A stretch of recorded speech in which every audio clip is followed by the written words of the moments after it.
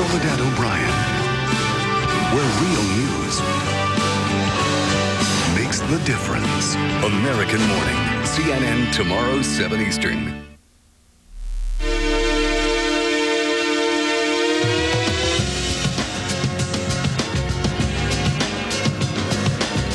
New fighting is erupting in Liberia 1 day after President Charles Taylor left the war-torn capital of Monrovia. Gavin Morris is there and joins us live. Hi, Gavin.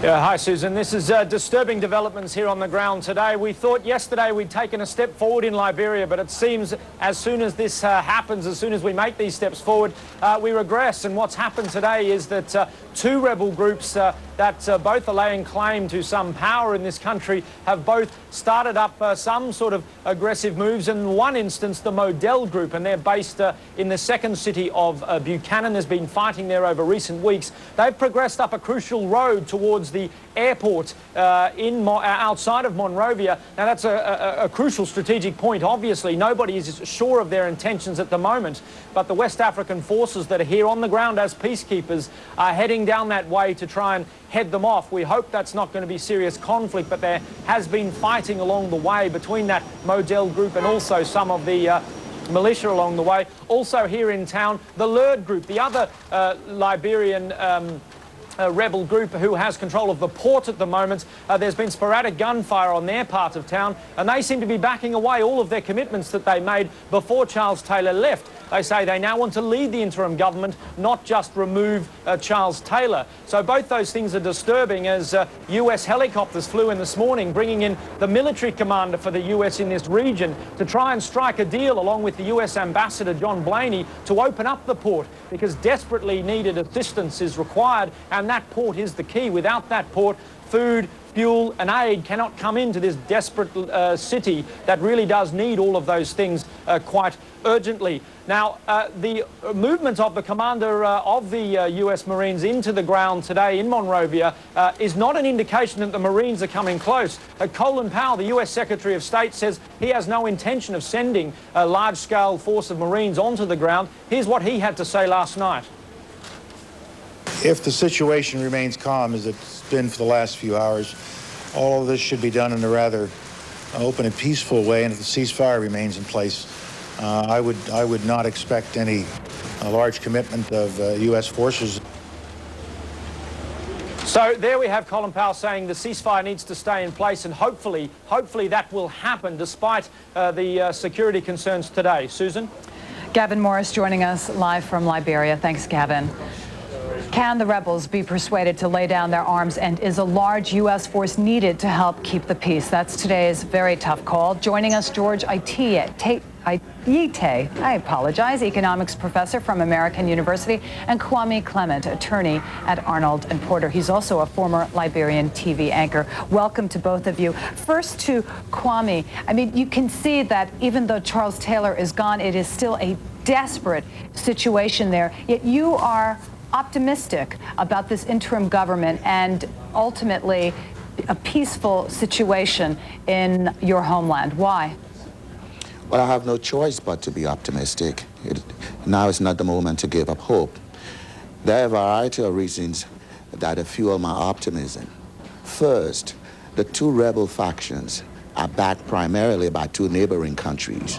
Model, the rebel group that is now moving up that road close to the airport that your reporter spoke about, draws most of its backing from the Ivory Coast. The other group, Lord, which is in the port area, draws most of its backing from Guinea, both of which are neighbors of Liberia. International pressure will and I think must be brought to bear on those two countries to stop the aid and comfort they're giving Model and Lord forces. And we've seen what has happened to Mr. Taylor. You have the threat of international sanctions, of possible indictment for war crimes. And I think if international pressure is brought to bear on those two countries, that they stop sending aid, munitions, and supplies to the various rebel factions, that will put an end to the fighting. That seems like a reasonable argument. Why do you disagree, George? Well, I do not disagree. I think I have a different perspective, and that perspective is that the exit of Charles Taylor has complicated things. He has complicated things because of the excessive focus on his exit and his handover of power to his vice president, Moses Blah. Now it seems that, everybody is looking at whether Moses Blah will succeed Charles Taylor. So which sort of places, the entire peace process on two tracks, one in Monrovia and also one in Accra. Right now, there are peace talks in Accra, and they are not going very well. And so which is which? It's sort of difficult to know which route should be followed. And I personally believe that in fact, this latest development was predictable because everybody should have known that the rebels, there was no way the rebels would have accepted Moses Blah as the interim president, because they never trusted Moses Blah. Because the argument is, Kwame, and I'd like you to respond to that, is that he is a clone of Charles Taylor. And not only that, I mean, it's destabilized, all of this fighting has destabilized the neighboring countries of Sierra Leone, Ivory Coast, and Guinea. So it's made a very bad situation even worse. I don't think so. First, what George says is that the exit of Taylor has complicated things. It seems to be an argument for Taylor remaining in power. I don't think how Taylor's presence in Liberia would have resolved anything. His departure was a first and necessary precondition for returning to normalcy in Liberia. It wasn't necessarily a panacea, but he had to go. Now, the fact that Mr. Blah is in, it's not the best of both worlds, but it serves a couple of purposes. First, it preserves the constitutional succession of power process in Liberia. Whatever happens, we must work in a way where we adhere to constitutional provision for change of government. As I now understand it, he is going to remain in power until October, about the second Tuesday in October.